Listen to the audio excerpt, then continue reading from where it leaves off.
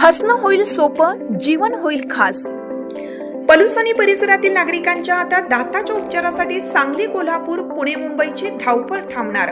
पलूस शहरातील एकमेव अत्याधुनिक दातांचा दवाखाना, जिथे single visit root canal treatment सह दातांच्या सर्व समस्यावर खात्रीशीर उपचार। डॉक्टर प्रणव सचिन सुतार यांचे smile studio multi speciality dental clinic, Bhosle plaza, new ST stand समोर, पलूस। अपॉइंटमेंटसाठी संपर्क 72 72 82 72 27 आणि 87। नेरलेत दफनभूमीच्या प्रश्नावरून संताप, ग्रामपंचायतीसमोर मृतदेह ठेवून ठिय्या।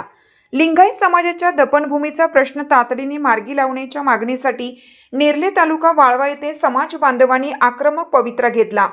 दफनभूमीची मोजणी, चतुर्सीमा निश्चिती आणि विकास कामांसाठी आवश्यक NOC मिळत नसल्याच्या निषेधार्थ एका समाज बांधवाचा मृतदेह ग्रामपंचायत कार्यालयासमोर आणून ठिय्या आंदोलन करण्यात आलं।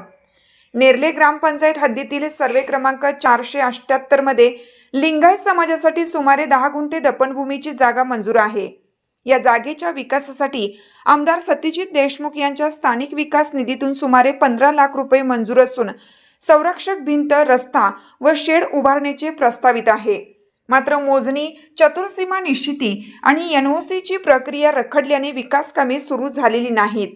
दरम्यान एका समाज बांधवाच्या निधनानंतर दफनभूमीच्या ठिकाणी अंत्यविधीसाठी अडचणी निर्माण झाल्या। त्यामुळे संतप्त समाज बांधवांनी मृतदेह ग्रामपंचायतीसमोर आणून आंदोलन केलं। दफनभूमीची स्वच्छता, तातडीने मोजणी व चतुर्सीमा निश्चिती तसेच NOC देण्याची मागणी करण्यात आली। ग्रामपंचायतीने संबंधित विभागाकडे मोजणी व चतुर्सीमेसाठी पत्र व्यवहार करण्यासह NOC बाबत कार्यवाही करण्याचे लेखी आश्वासन दिल्यानंतर आंदोलन मागे घेण्यात आले।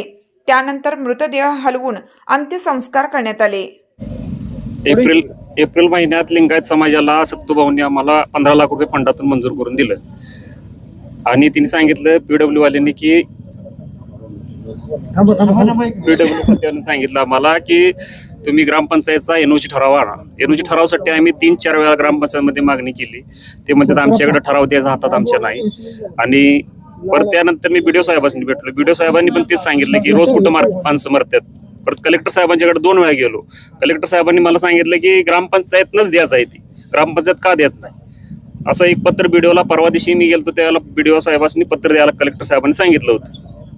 आमची एवढीच मागणी, कोणी अतिक्रमण केलंय काय केलं आम्हाला काय देणं घेणं नाही। आम्हाला समाजाची 10 गुंठेची जागा आहे, ती ग्रामपंचायतनं आता आम्हाला रितसर मोजून द्यावी, चतुर्सीमा टाकून द्याव्या आणि राहिलेली जागेवर आम्हाला कंपाऊंड घालून द्यावं।